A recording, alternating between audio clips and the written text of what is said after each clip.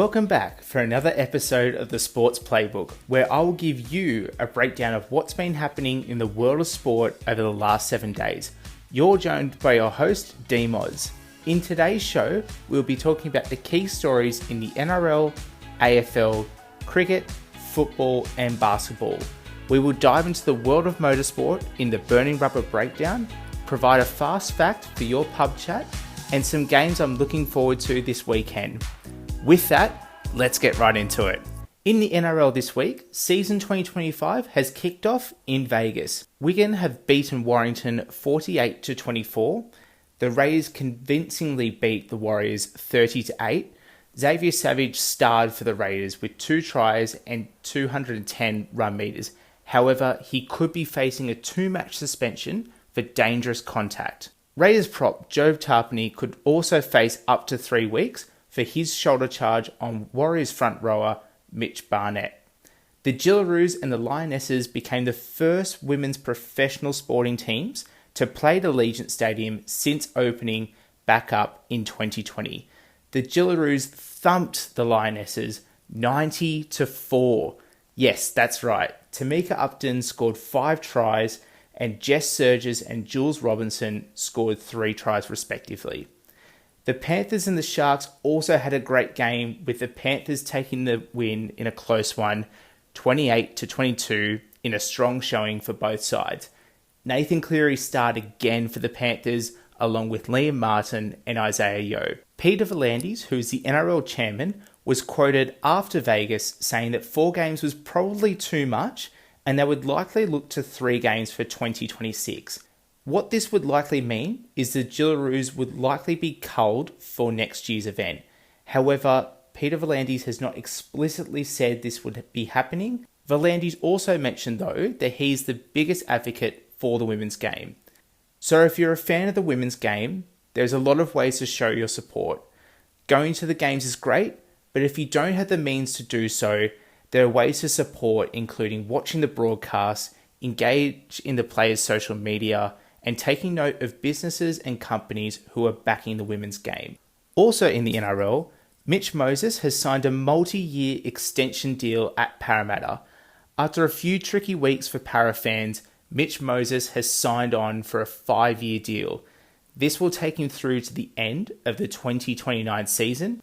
If Mitch stays for the entirety of that deal, that will take him to his 13th season at the Blue and Gold at Parramatta. Congratulations to Mitch on this long-term extension. This is a slightly unusual headline. Cyclone Alfred has forced the hand of the AFL and the NRL.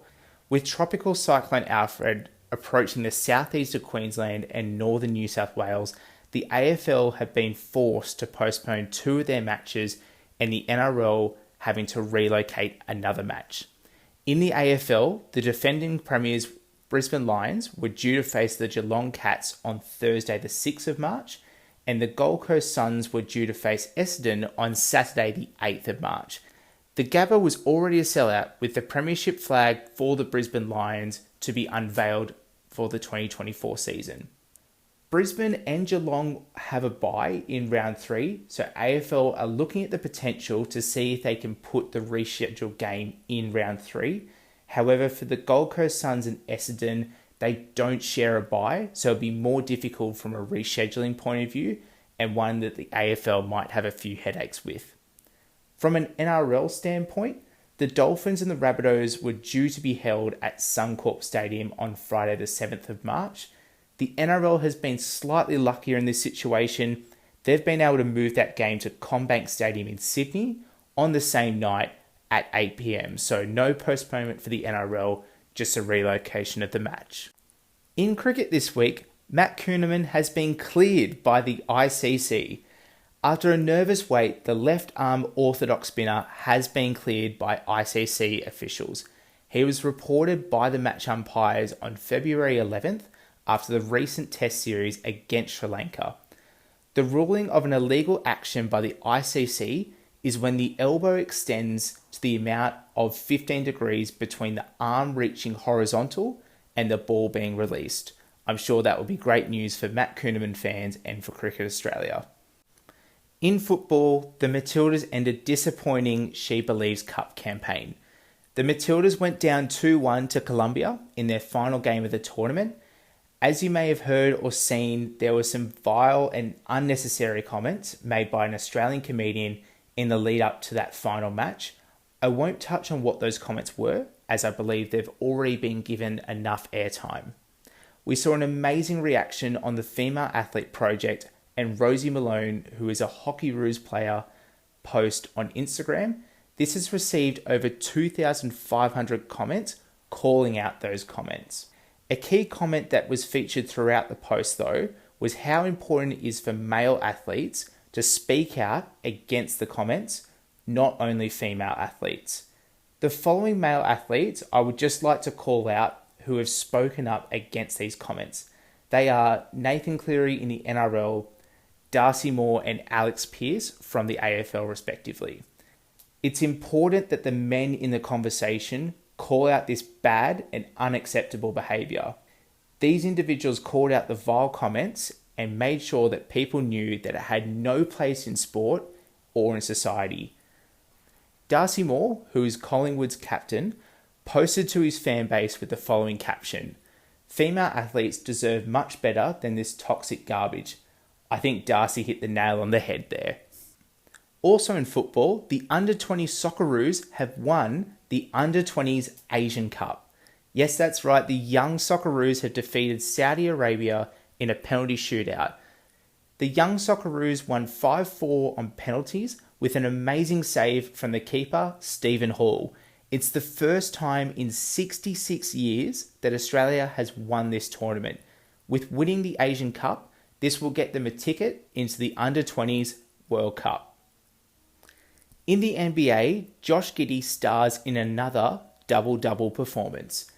The Chicago Bulls narrowly went down to the LA Clippers, but Josh Giddey from the Chicago Bulls was best on ground with 21 points scored, 12 assists and 8 rebounds. Giddey was already the 5th Chicago Bull of all time to record 4 straight double-doubles. That puts him in the category with the GOAT, Michael Jordan. And best yet, he's only 22.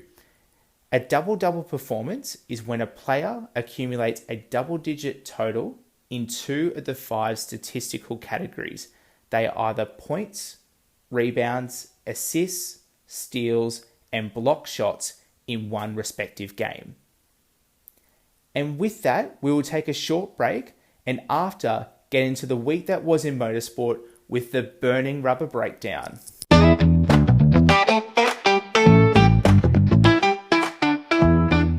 This week in the Burning Rubber Breakdown, we will focus on F1 testing, the Monaco Grand Prix, and our Aussies joining the F1 Academy. Let's burn it up. F1 testing was held in Bahrain. Testing wasn't without drama though, because on day 1, the power was cut for at least an hour and a half, with all teams having a blackout in all their garages and no track running during this time. Mercedes completed the most cumulative laps with 458, but Red Bull had the fewest with 304 laps. Verstappen was quoted with saying there's plenty of work to do on this year's car. Going off the form guide and the lap times, I would say that McLaren are still the team to beat heading into the Australian Grand Prix. Then we have 3 teams that are very closely following behind them that are battling it out for the podium. They would be Ferrari, Mercedes and Red Bull. I would think right now, based off all available information, Ferrari could be McLaren's closest rival at the start of the season. Williams, though, look like they have a strong package and could be the 5th quickest car of the pack and could be the last to pick up the points in a race. However, Alpine are not far off them, though. Nico Hülkenberg injured during testing. This injury occurred whilst the team carried out some grinding work on the car. Hülkenberg got a tiny splinter in his eye, which he since received medical treatment for. Thankfully, he was okay and he was treated at the circuit's medical centre. He was back in the car the following day. The Monaco Grand Prix will now become a mandatory 2-stop race. For the 2025 race, it will become mandatory for all drivers to complete 2 stops in the Grand Prix. This is thought to bring more strategy and unpredictability into the race. It is a track that is so crucial to qualify well on the Saturday, otherwise the drivers are buried in the mid-pack and they won't be able to pass people on that Sunday. In the 2024 race, there was only 4 overtakes throughout the whole race. That's the fewest of any track in the 23 race calendar. In the 2024 season, the average overtakes was 33, which goes to show how hard it is to pass on the famous street track. Aussies land F1 Academy seats for 2025. Ava Agnostiardi, the 17-year-old from Melbourne, has earned her spot on the F1 Academy grid. Ava is a second-generation racer. Her mother, Barbara, was a top karter herself. Ava was actually one of the first grid kids at the Australian Grand Prix in 2019 that replaced the grid girls post the 2018 season. Tag Heuer will be Ava's sponsor, and they will have messaging at the back of the car that says it's not a man's world anymore. There will also be another Aussie on the grid joining Ava. Ava will be joined by Joanne Shaconti. Joanne is 16 years old and she's also Melbourne based. Joanne has been racing in Formula 4 to prepare for the upcoming season. The F1 Academy will kick off in China in late March. That was your burning rubber breakdown for the week. And with that, let's get right into your fast fact for a pub chat. It's time to pull up your chairs, pour yourself a drink. It's time for a fast fact for a pub chat. After 49 years, the New York Yankees will end their facial hair policy that's been associated with the club. This includes beards and excessively long hair. However, moustaches have been allowed to fly throughout this 49-year period. Double fast fact. Gee, aren't you lucky this week? The Yankees will also no longer play their theme of New York, New York by Frank Sinatra after they have lost a match. Instead, they will be playing a rotating selection of songs, with the most recent one being quite fitting, called That's Life by Frank Sinatra. That is your fast fact for a pub chat. We've come to the final segment, which is 3 games I'm looking forward to this weekend. The opening round at the AFL is upon us. Yes, whilst there's not 4 games, there is still 2 games to be played this week. The Swans will face Hawthorn at the SCG on Friday the 7th of March. The Swans will be without Callum Mills due to a foot injury, and he won't be back until round 3. Hawthorn, on the other hand, will be looking to build upon their season in 2024. Also in the AFL, the Giants will play Collingwood at the Sydney Showground, or as Mason Cox otherwise calls it, a showground for livestock. Maybe the Giants will also bring back the Mason Cox petting zoo. The Giants will be looking to go better in season 2025 after going out in straight sets in last year's final series. And finally, the Dragons will host the Bulldogs at Kogarah. With the Bulldogs looking to build on from last year, the Dragons will have a brand new spine, plus Valentine Holmes in the centres, and this will sure be one to attract the fans out. It's Saturday, the 8th of March. I can't wait to see what happens in this one.